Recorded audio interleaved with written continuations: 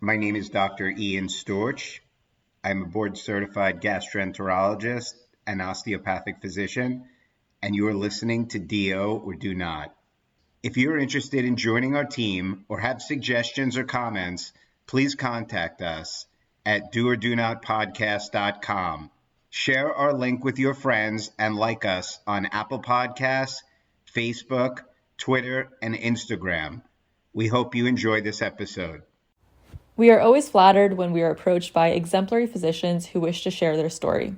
On today's episode, we speak with Dr. Stella Rubina, a physician who serves as the director of the Palliative Care Medicine Department at Mount Sinai Hospital of Queens. Dr. Rubina earned her bachelor's degree in psychology from Brooklyn College, after which she attended NYITCOM for medical school. After considering a career in orthopedics, Dr. Rubina entered the SOAP to find a transitional year at St. Peterburg General Hospital in Florida, and subsequently did a family medicine residency. Although not her initial intended path, she ultimately found that she could contribute best to her patients through hospice and palliative care medicine. In today's episode, Dr. Rubina shares her deep philosophy and thoughts on the magnitude of end-of-life care. Dr. Rubina reflects on her journey to medicine, starting as a young immigrant woman from Russia.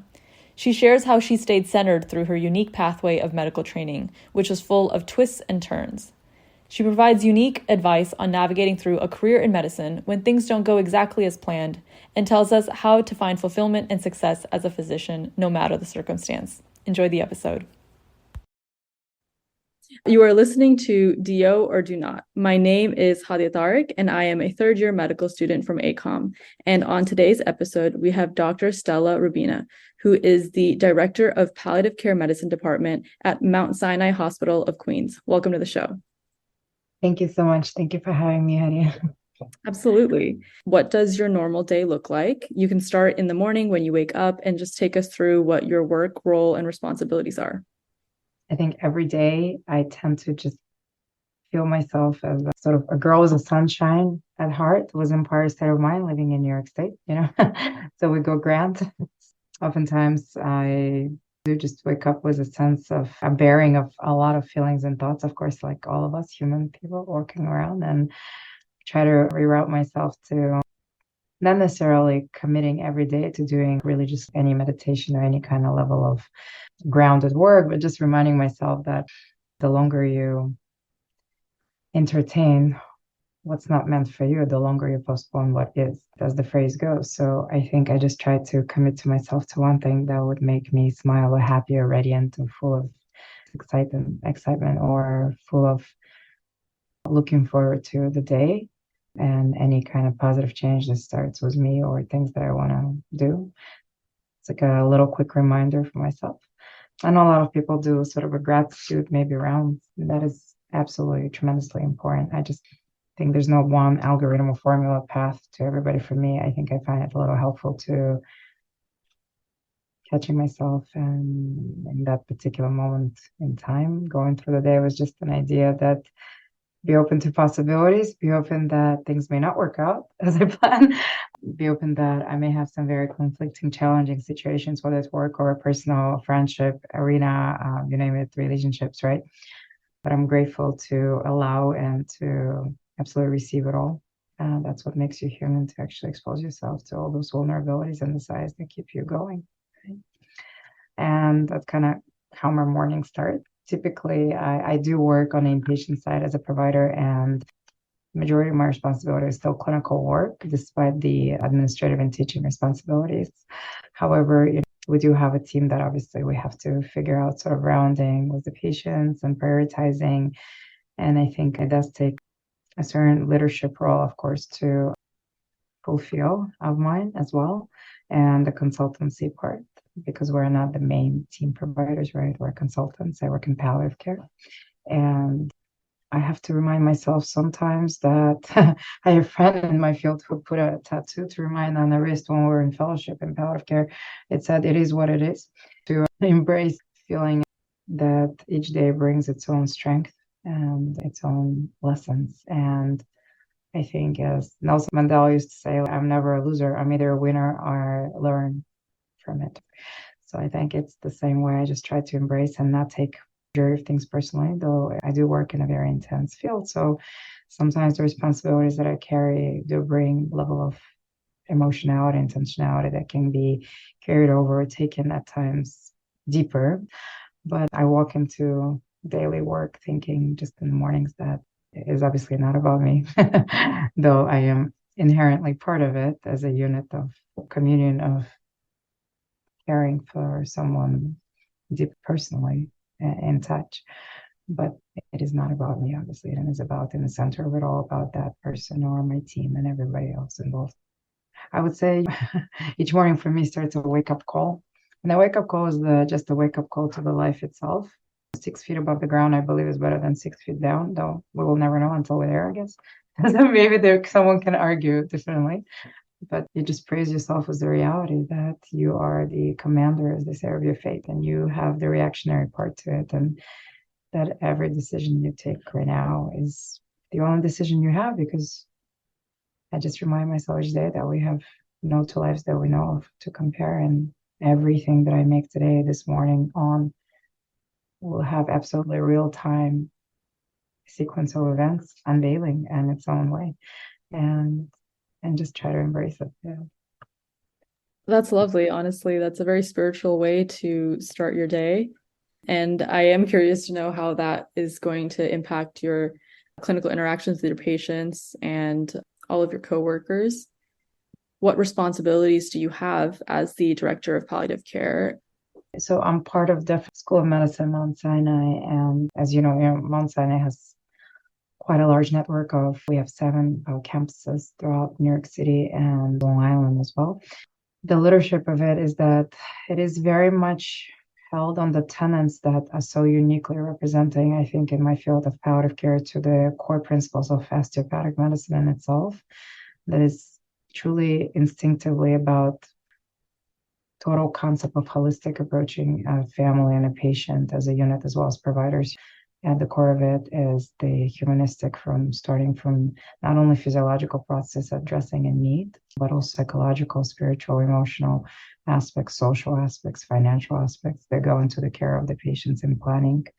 And it does take a lot of leadership on the guidance of not just the families, about the broader spectrum of decision making and pain and symptom management that also our expertise to provide. And for me as a physician and communicator, and I think quite the piece that I think heavily being relied upon us oftentimes by the other providers to be able to deliver that enhanced communication, that specific expertise that we carry, ability to have the comprehensive way of tying the most unique way of presentation to the patient and family to understand where they are, what the next steps might be in continuation of their care, and the best outcomes of decision making with the options that they have been available to be provided out there.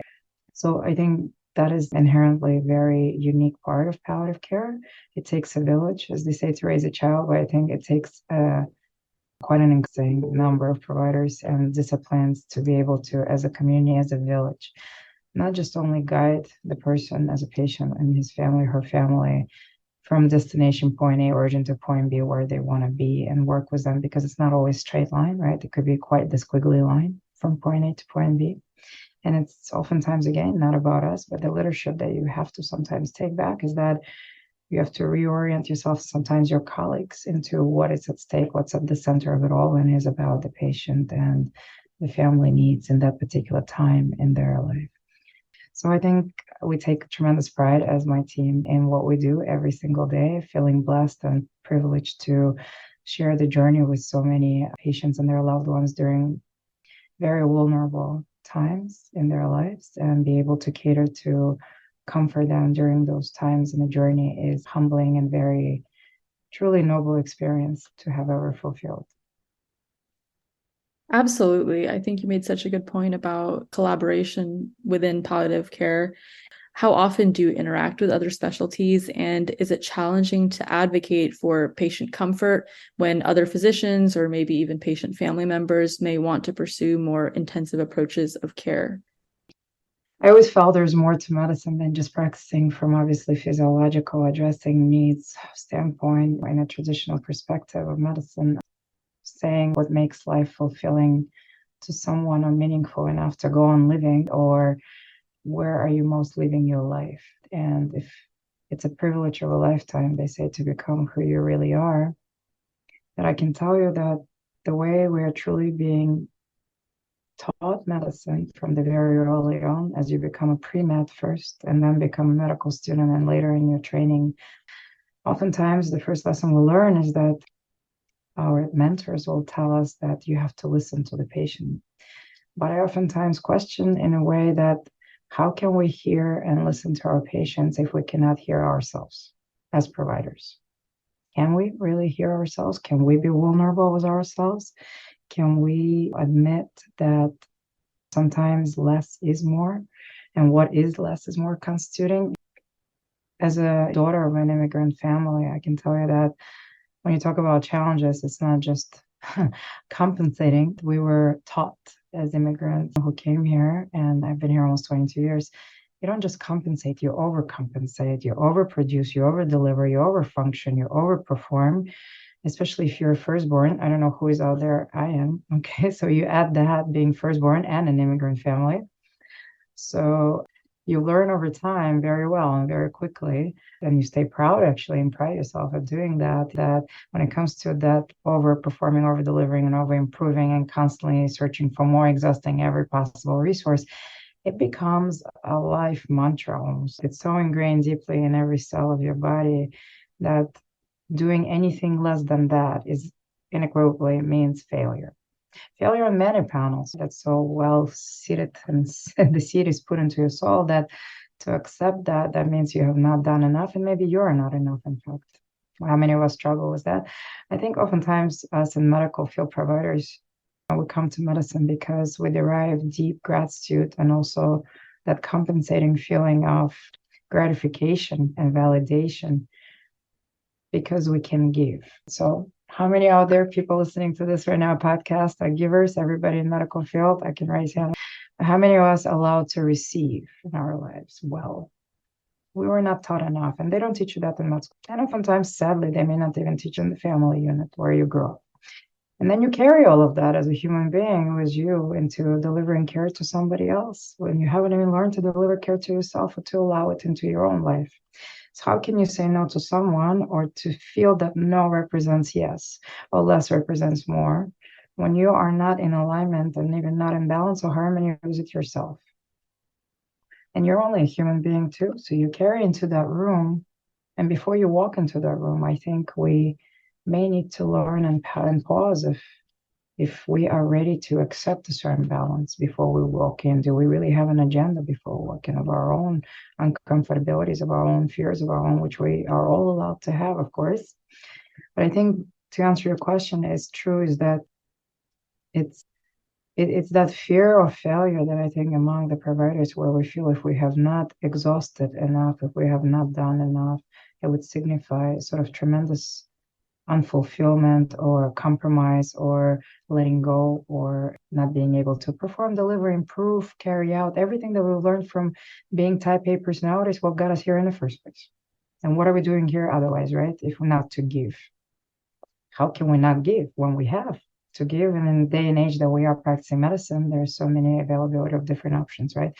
But you know what makes life fulfilling, or where are you living most, or what makes life most significant to the highest good of serving to that person is the question that oftentimes we do not ask ourselves on what is really that we need to hear from the person in front of us or the family in front of us, besides the message that we have to deliver. And because I talk oftentimes with my other disciplines, fellow colleagues, that when you walk into the room, the most important thing, of course, they have so much reverence for our specialty and who we are as practicing clinicians of any discipline, patients and families, that in a lot of ethnicities and background cultures and religions, it is hard for them to even say no to their own doctor out of gratitude and deep bond that they have established, and let alone listen to you is in itself a vulnerability too.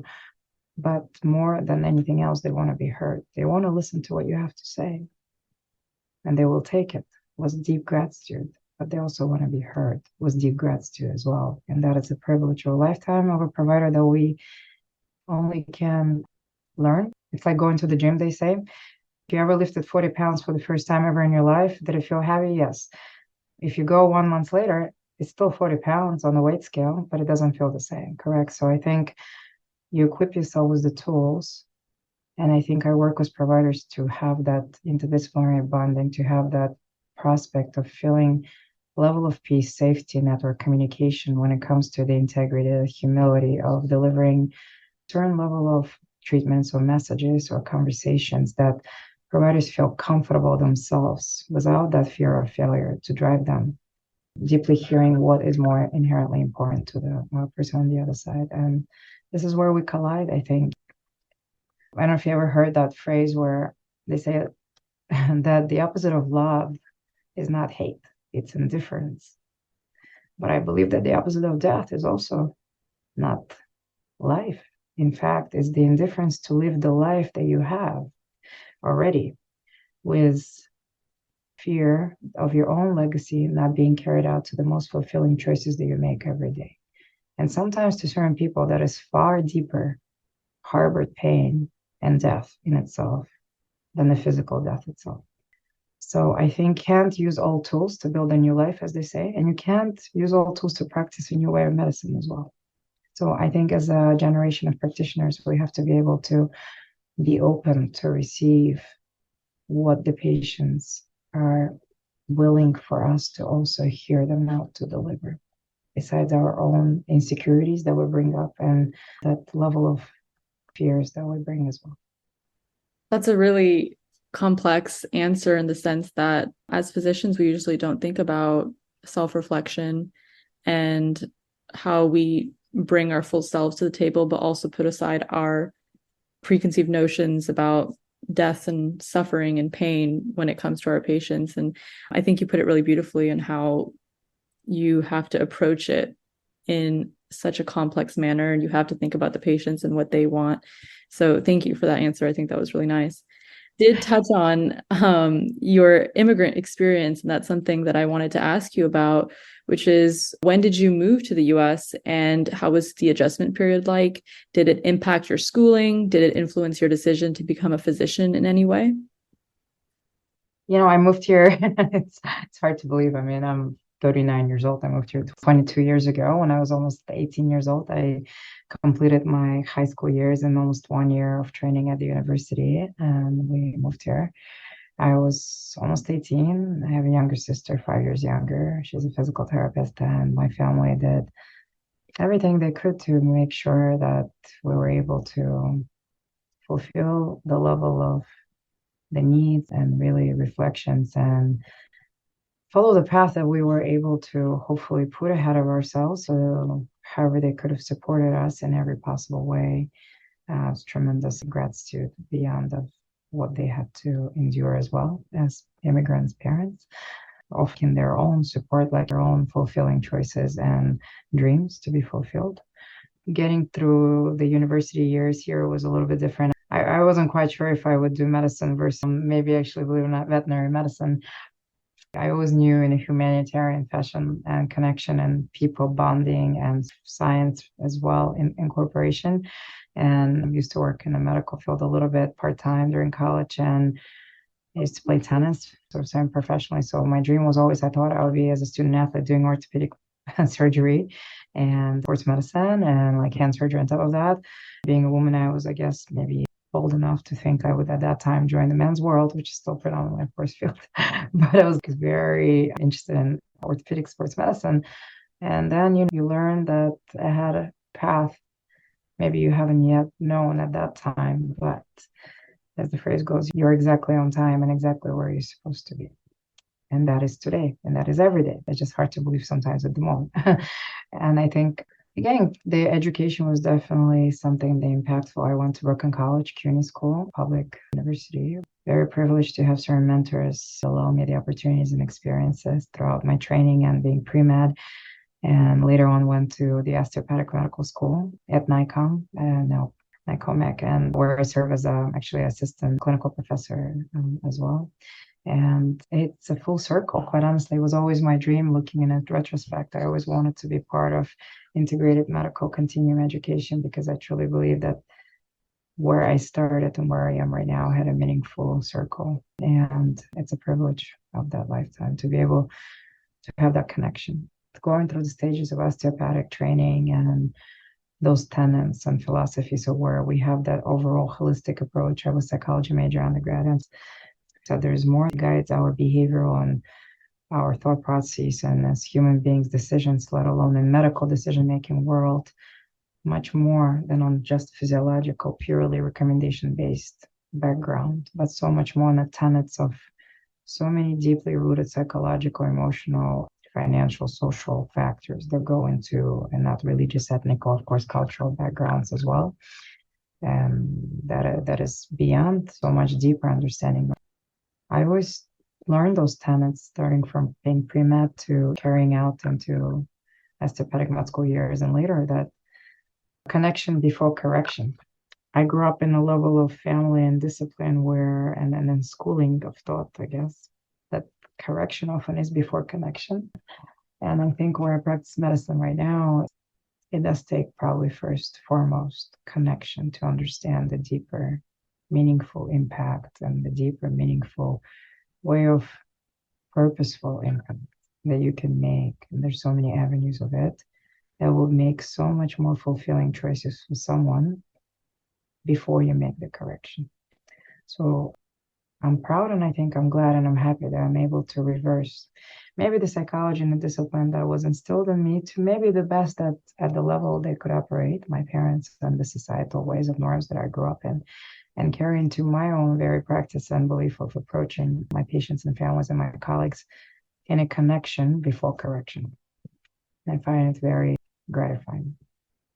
You've mentioned a couple of times the tenets of osteopathy, and that makes me wonder, how did you first learn about the DO degree versus the MD degree, and how did you come to decide to attend NYITCOM for medical school?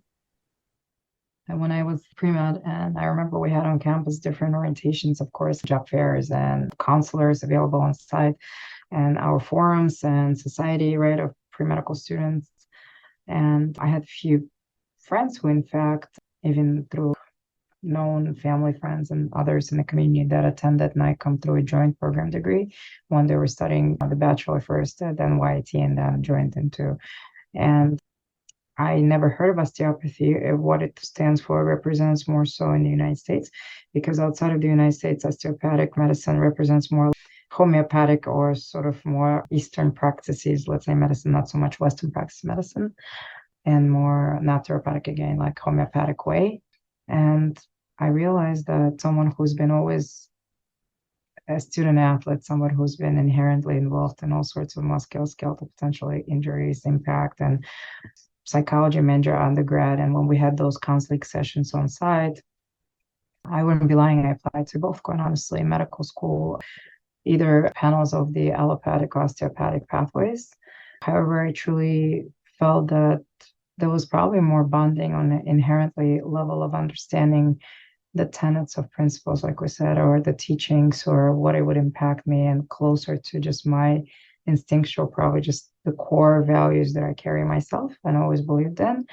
And I think it just was a perfect match where, again, I was truly believed in. It's very important in a way. The experience at school also at NYITCOM was the bonding of certain people that you make your, not just forever, sometimes friends or colleagues potentially in the future, but those shared experiences of people from different backgrounds, different disciplines, who might have had already been graduates from other schools or even foreign graduates. And it just truly, I think, opened up a little bit more of avenues for me to really consider why I felt more in alignment. It was probably more osteopathic medicine than even before I knew it, before I started osteopathic medical school. And the mentorship from the professors, right, that we had, hands-on experiences, of course, just made practicing on your own parents and families and members and whatnot, friends, always came truly handy, and your own, right, reflection. It really all collided in a bigger wisdom and a larger purpose later on for my life. Turns out I may not have known back then, thinking I would still apply to orthopedic surgery, which I did and didn't match into. So I thought my parents' life is over. I don't want to do medicine anymore, and to just pursue other passions maybe in life. And it really does redefine you, the experiences in the medical school, and also being in that sort of world of opposed to the humanistic, holistic world of really approaching human care, at the basic level to start with. And yeah, I think that's where I sort of felt more of the alignment and something resonating more, and I felt more in fit. The DO community is very close-knit, and that's something that you learn throughout medical school, and some of the inherent shared experiences that we all have, like practicing on families and friends and all of that. That's definitely something that is a unique part of the DO degree, which I personally also love. Kind of going to shift gears now and ask a different type of question. You spent about a year in St. Petersburg, Florida, and then 2 years doing family practice at the Palmetto General Hospital. Can you tell us more about that experience, and how did you choose to go to Florida from New York? So it goes back to that phrase, is that you are exactly where you need to be and exactly on time. And I think when I didn't match into orthopedic surgery, and my second choice was emergency medicine, when I didn't match into both of those programs, and I obviously thought that I would do sports medicine after that, and being in tennis half of my life. And when those sort of collapsed dreams came to that manifestation, I thought, I'm just gonna stay in New York. My family's here. I was at that time 5 years living in New York City, right? We just were a recently immigrated family in 2002 to the United States from Uzbekistan. And I felt that friends just here, I just made them the last 5 years, barely, like at that time, 22, 23. And I guess after med school, to 27 already after college. So I had certain core friends from medical school, from outside, and my life was here rooted. So I didn't quite see the life outside of New York, to be honestly. I haven't much traveled, was in the United States at that time either. I just knew Florida existed at that time somewhere on a map of the United States, and people go there as winter birds, quite honestly. I've never visited before going to that year of my training. And I thought I would do a year of research so I don't boost my application and still reapply for ortho. And I was set on it. And then a friend of mine was moving to the west coast of Florida in Clearwater area. That was her husband, who was doing internal medicine at that time in the nearby hospital. She was like, you should come visit us. And I was like, just somewhere in the back of my mind, my friend's moving to Florida. So somehow, and this is a true story, June 2nd, I am sitting at home and I pulled up on a website for the transitional year, all the available programs. And imagine making 62 phone calls, literally June 2nd. I just went from ABCD listed from the Northeast. I wasn't thinking about Minnesota or California. And I literally listed all the programs, 62 phone calls. And the first thing they said, okay, Snow White, Sleeping Beauty, where were you? Because this is already June 2nd and this was March when you learned that you didn't match. I was like, well, I guess I did just have a wake up call somehow in my brain that maybe I should consider transitional year, and not to learn the skills, not to have a year where it's just focused on research. It's a very different spectrum of sort of practice and mindset and dedication and responsibilities versus more clinical world. And I didn't want to lose that sort of technicality and piece of awareness and practice based, and obviously being paid as well. Loans are loans. And I was like, well, so believe it or not, after 62 phone calls, when I called in Florida just for giggles and for my own entertainment, I guess, for that point, when the 62 people said no, that everything spot is taken, either because somebody was already categorical and needed that spot, or because they just matched way earlier on for transitional year. So there was one, and I'm thinking, in the head of my, like, around Clearwater, let me check out the hospitals. And guess what? St. Petersburg General Hospital had a spot. And and they said, well, send us your application. And I was like, really? After 62 phone calls, I started laughing. She said, why so funny? I was like, because it is funny after 62 phone calls that you have a spot. And she said, okay, well, I don't know. They had 21 or 22 positions, and somebody, it happened, didn't match or something. And so within 2 hours, everything is happening. So I call back my mom. She's at work, and I'm like, Mom, I think I'm moving to Florida. And she's like, oh, yeah, why don't you go to Honolulu, which is usually response of immigrant family, as far as you want to get away from your family, right? And I'm like, this is only 2.5 hour flight, and it's only 1 year. How bad can it be, right? It's Florida. I'm not going in the middle of nowhere. And you can always visit. And I'm just going to figure out what I want to do after that transitional year. So that same year, my mom got diagnosed with cancer. And my next year after that, my aunt died of ovarian cancer. And inherently, people that were surrounding me during my training time in the intern year, starting some of the close friends, and I learned about palliative care and hospice. And I think it made a certain impact in my perception of how shaping medical care could be. And not only provider side, but on the recipient end as well of the care, because all of us are not just providers at the end of the day. We all will be recipient of care or know someone we'll have care about, right? Sometimes, as they say, it comes to the theaters near you, right? And the message so it comes closer than you want. And I think transitioning from St. Petersburg to the Palliative General Hospital in Hialeah in Miami, I transferred out for 2 more years of general medicine, just thinking that I would still pursue sports medicine, quite honestly, as a fellowship. Didn't give up on that idea. And this is where I think ultimately life will delegate and put into perspective certain things where it will either shake up things to redirect you and to remind that choosing yourself and choosing certain things that are resonating with you and believing in yourself, it does not represent abandonment of oneself. If you do choose something, it shouldn't represent that. So it came a time when I really clashed where they say, where the proximity of your fears and the humility of your passions collide. And that was a point in my life where my program director said that, I can see how you are interacting with families and patients, and I can totally see you, of course, doing sports medicine because of your personality, because you're very outgoing, outspoken. You've been yourself a student athlete. I mean, this will be a natural fit, clearly, but I also see you doing a possibility of something else. And then, I mean, the palliative care was never in my mind in a way of pursuing career, quite frankly, and I barely knew what it still was. In the United States, it's a relatively quite reasonably young field, and just in 2011, when I graduated medical school, it seems like it's only been yesterday, right? But it's like 12 years ago.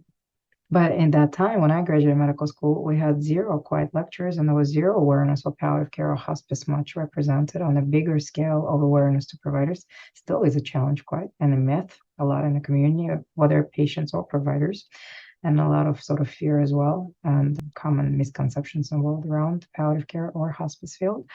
And I think at that time, I just truly felt that it resonated and again aligned with what it represented on a deeper meaning to me.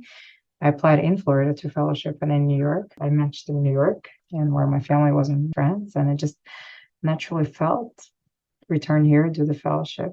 I got a job right after that in 2015, serving in my duty as a program director at Mount Sinai, Queens, where I am currently as well. And I think the sequence of events just naturally led to truly carrying out that purest, highest level of shaping and teaching me where I could be the best version of myself to serve me so I can better serve others as well. And also, you have to be able to remember that oxygen mask first, right? And I think it really did help me through all those stages and every experience that I had. And looking back into could have pathway worked differently, where would I be right now in my life? Have I matched into orthopedic surgery? Granted, right? It's hard to say, but I think it really truly brought me to where I was meant to be. I think that's a really beautiful story and a really inspiring lesson too, where like many other medical students who are going through the match, we're under the impression that we need to match into this one specific specialty to be happy, to be fulfilled, but that may not necessarily be the case. And I think you're a prime example of that you can still find fulfillment and do a lot of good within the field of medicine in a field that you never even expected or knew about. I think it finds you as well. And I think truly the niche of palliative care as a field, there are certain personality and also traits and certain characteristics and certain humans and individuals that fall into it as well. And by you want to call it destiny or slash, sort of as alignments of path. And it's a very tight, neat network of providers that goes into believing in yourself and to remembering that there's a far greater good and outcome beyond you, yet understanding and belief ahead of you. We used to take oral exam for the communications proficiency and whatnot.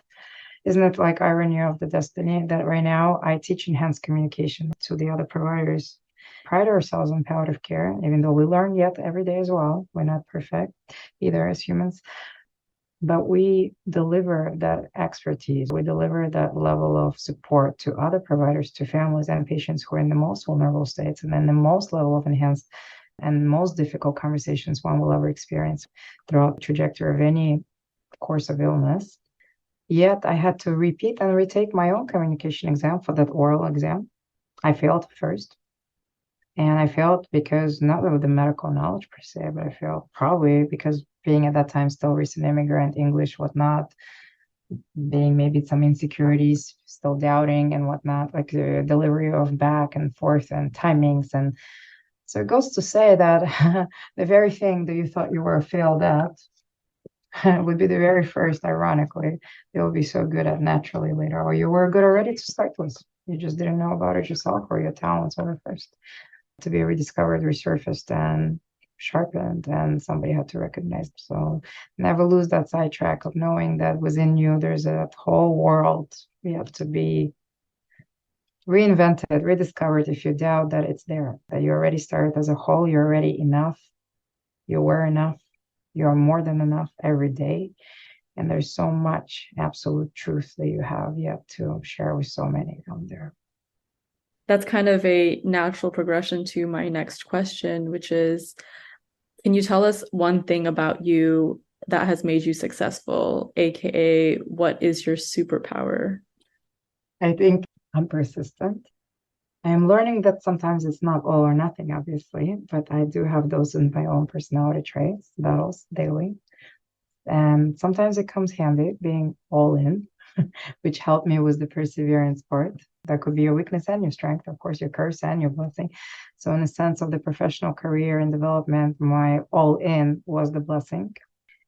Also, learning levels of balances, So, I think in terms of humility, ability to have certain integrity and transparency, and priding yourself to be direct. I grew up in a culture, and my upbringing, disciplines, everything oftentimes are too transparent and too direct. So sometimes it came handy in a way of establishing your career as well, and being persistent and perseverant and direct and forward, right? And I think communication and kindness, people say you kill with kindness sometimes. So a lot of people did tell me that. What was the best piece of advice you got throughout your education or training that you often think of and would like to pass on to other students? In my final residency training years, when my aunt passed of cancer, and kind of shaped my further completion years of medical school, because I almost didn't. I almost thought I would actually not want to, believe it or not, finish medical school. And I had to retake my board exams, in fact, too. And again, just not a good test taker, quite honestly, and all this whatnot, the multiple choices and the questions that we always have to take.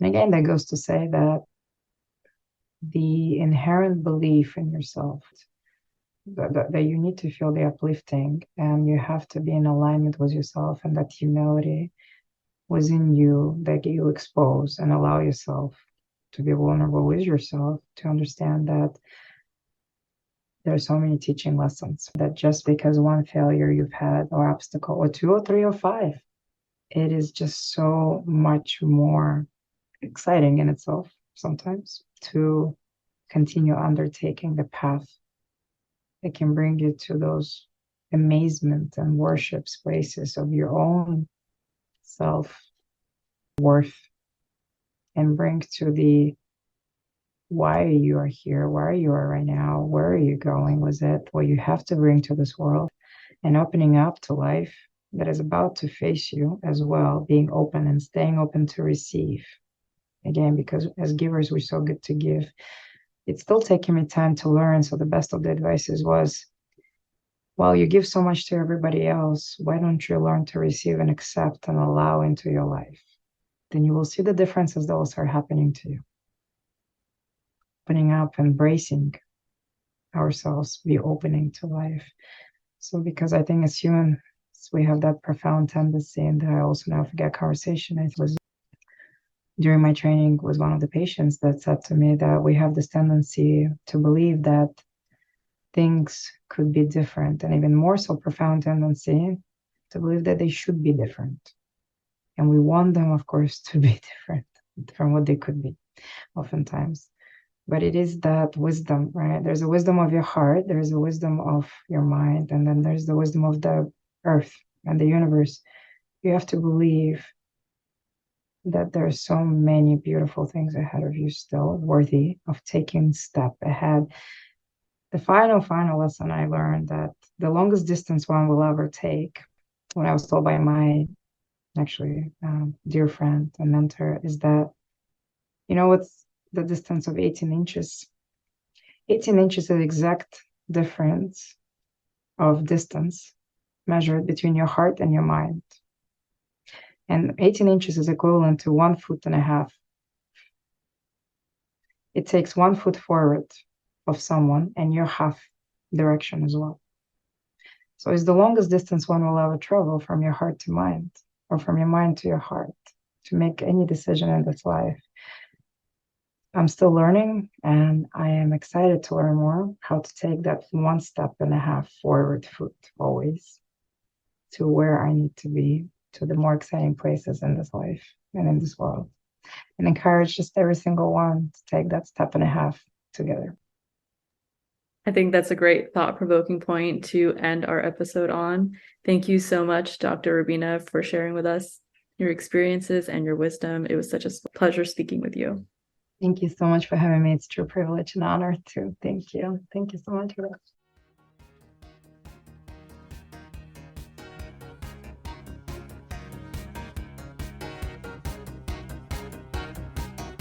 This concludes our episode of Do or Do Not.